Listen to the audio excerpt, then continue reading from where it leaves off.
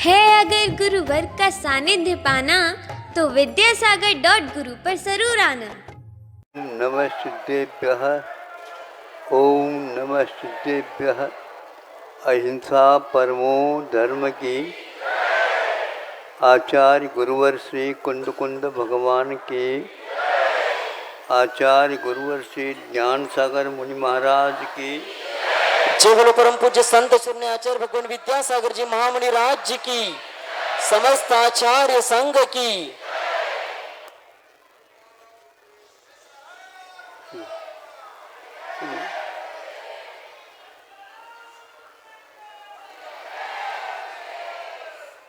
सभा की मर्यादा बनाए रखी है।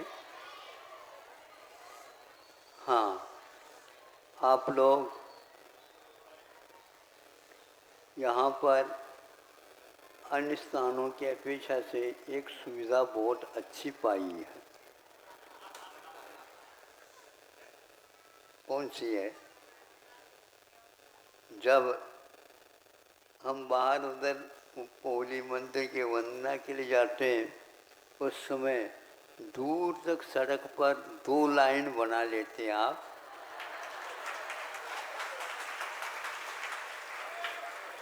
और बहुत पास से दर्शन करने का अवसर प्राप्त हो जाता है।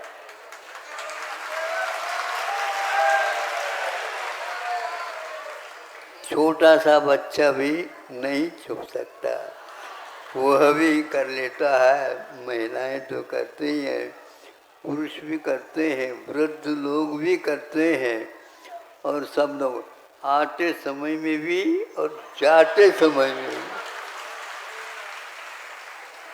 इस प्रकार एक दिन में 3-4 बार ऐसा अवसर प्राप्त हो जाता है, और इस बात की प्रसन्नता है कि आप लोग शिकायत अब नहीं करेंगे। और लोगों को जाकर ये कह देना हमने बहुत पास से अब के बाद दर्शन कर लिया।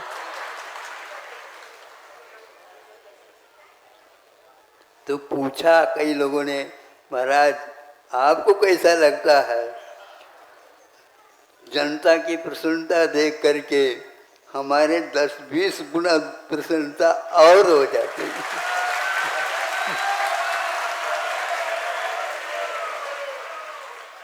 और तब और प्रसन्नता होती है, हम जो बोल रहे हैं उसका अर्थ भी आपको समझ में आ रहा है। ये भाषा का एकमात्र परिणाम है।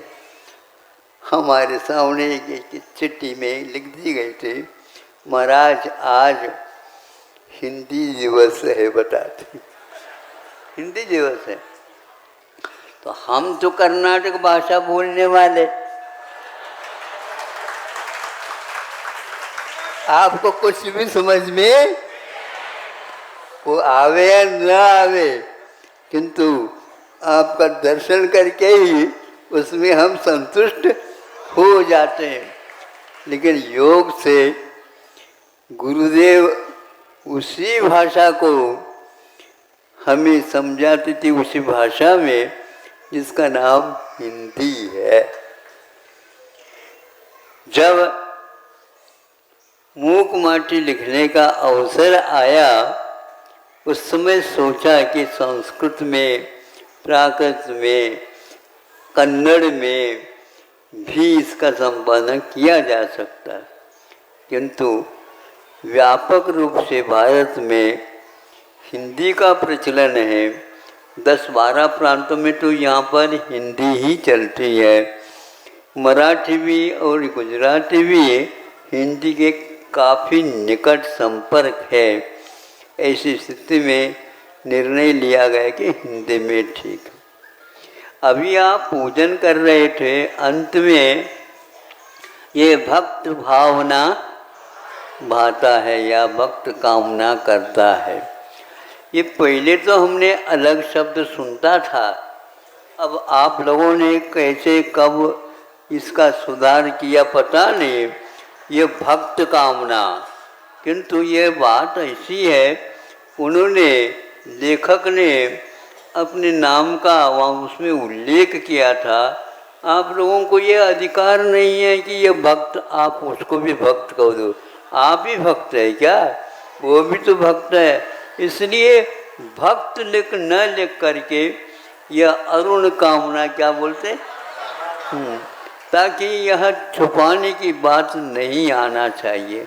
हिंदी में बोल रहा हूँ, समझ में आए तो ठीक।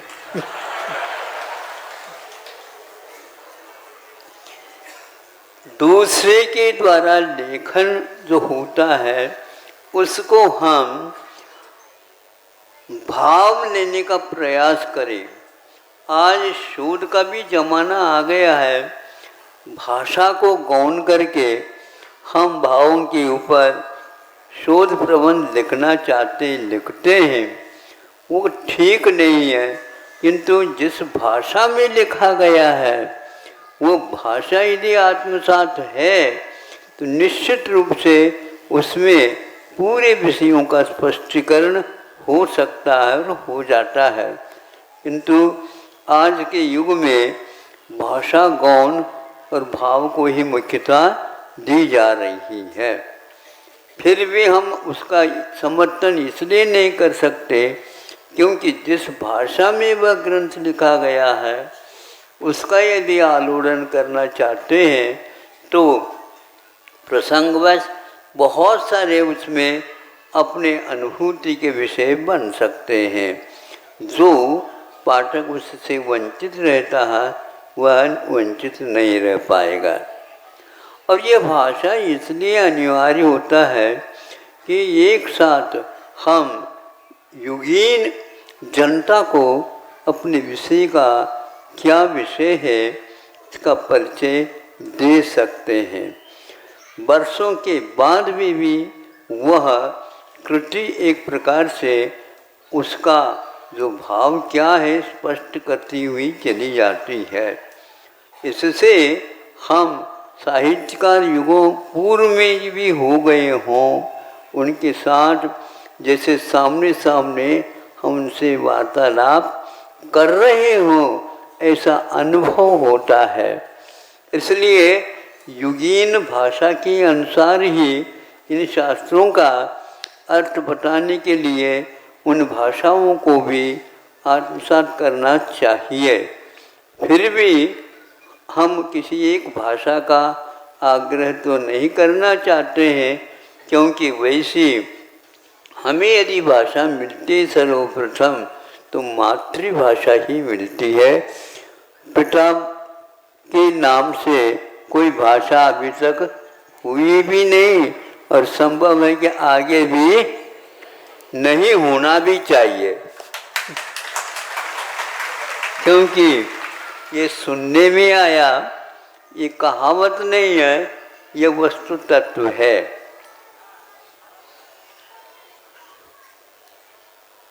मघान बरसे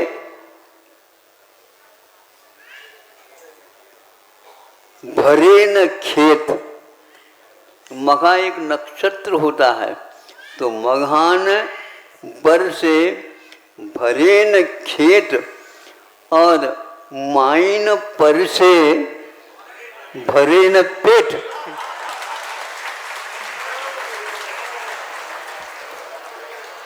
देखो आप लोगों को पूरा भाव समझ में आ गया। ये भाव और कोई नहीं ले सकता। मघा नक्षत्र एक होता है, अभी लगभग वही चल रहा हो, 5 मिनट में खेत लबालब भर जाते। उसी प्रकार माँ यदि भोजन कराती है तो पेट अपने आप ही भर जाता है। दूसरे कोई भी परोसता हो तो उससे वह नहीं हो सकता है। इसलिए भाषा एक प्रकार से मातृतुल्य है, माँ के बराबर काम। इसलिए इसी कारण हिंदीकार या और कोई किसी ने कहा है कि भाषा मातृभाषा कैसी होती है? एक माँ 100 शिक्षकों से भी अधिक संस्कार और भाव उस संतान में भर देती है, जो एक भव में नहीं भव भवांतर में भी उसके जीवन में काम में आ सकती है। लेकिन किसी एक व्यक्ति ने कहा, महाराज इसमें एक शब्द छोटा है क्या? एक सुशिक्षित शिक्षिका या माँ इस प्रकार काम करते नहीं। शिक्षा की बात तो बाद में है, पहले शिक्षा नहीं होती। पहले सर्वप्रथम हमारे यहाँ भी ये लिखा हुआ है, पहले दीक्षा काल आता है, फिर बाद में शिक्षा काल आता है।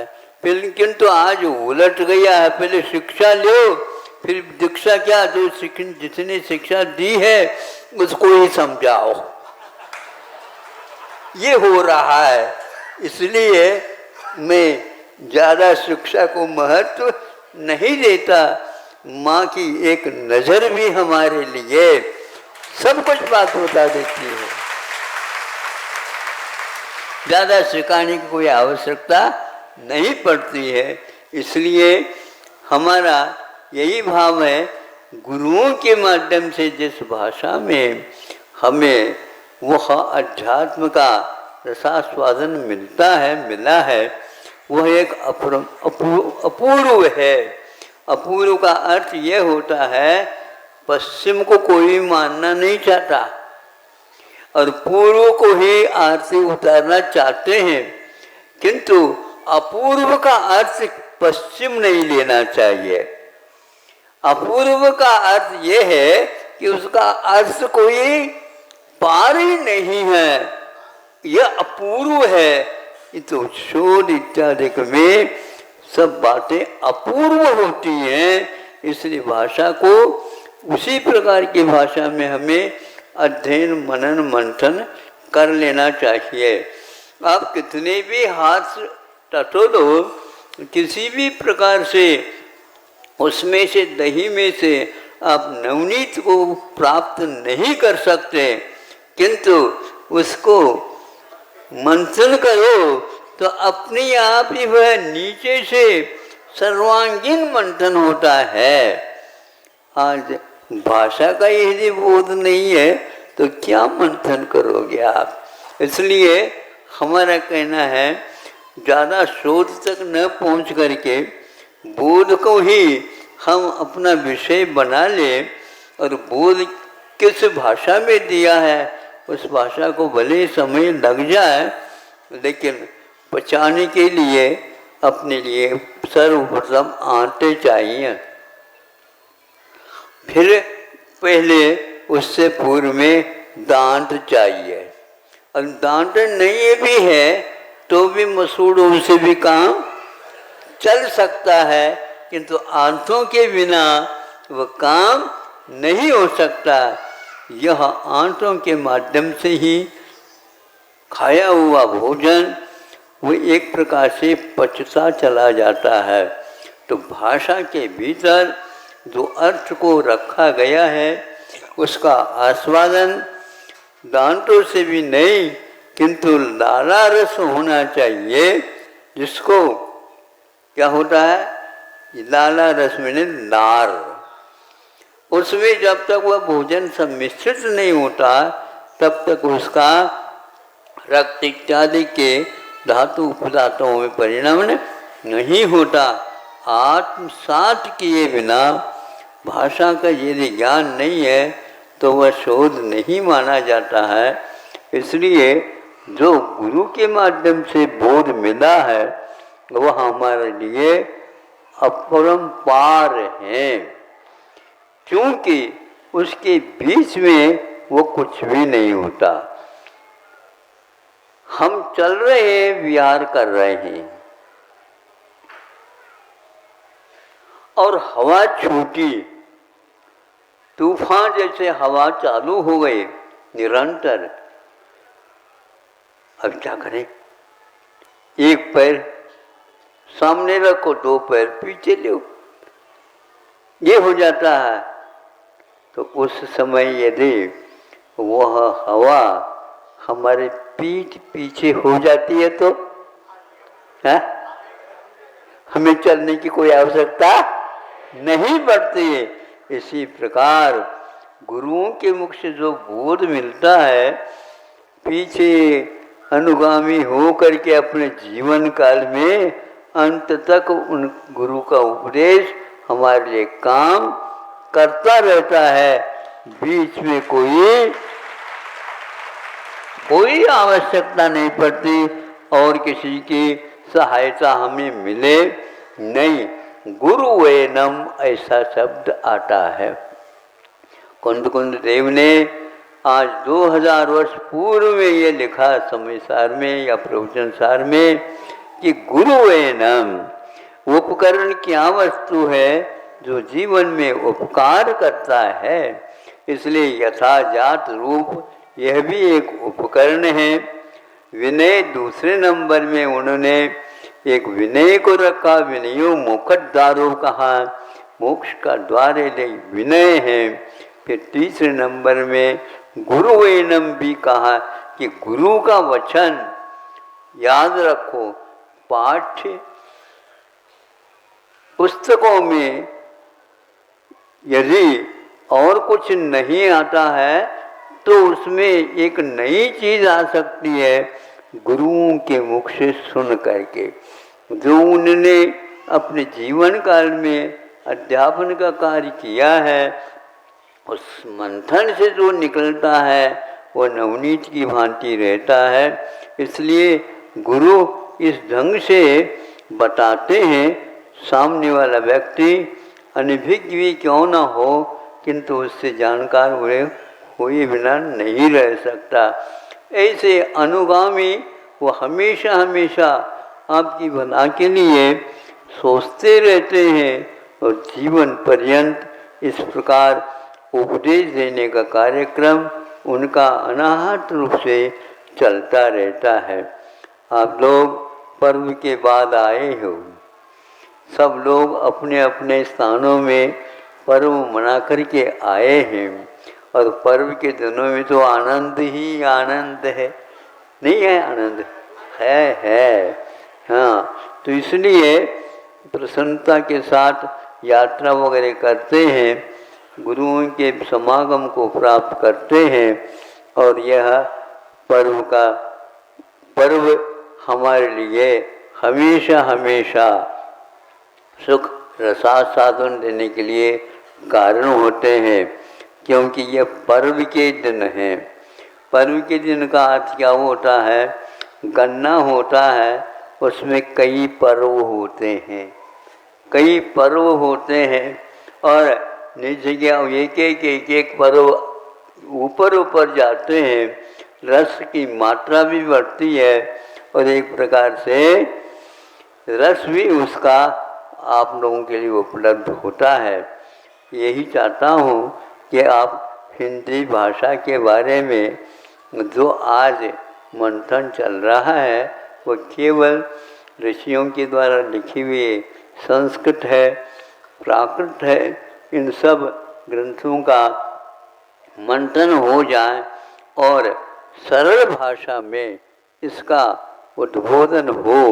इसलिए मूक माटी को हमने हिंदी भाषा में ही जो गुरु के मुख में निकली थी समझाते थे, उसमें कुछ मारवाड़ी भाषा के पुट भी आते थे, लेकिन वह धीरे धीरे वो भी आत्मसात होते गए और मूक माटी को आज सबके सामने रखा गया है। इसके माध्यम से आप लोग सरल से सरल विषय को भी, कठिन से कठिन विषय को भी सरलता के साथ पा सकते हैं। इतना ही पर्याप्त है। अहिंसा परमो धर्म। जय लो परम पूज्य संत शरण आचार्य भगवान विद्यासागर जी महामुनि राज की।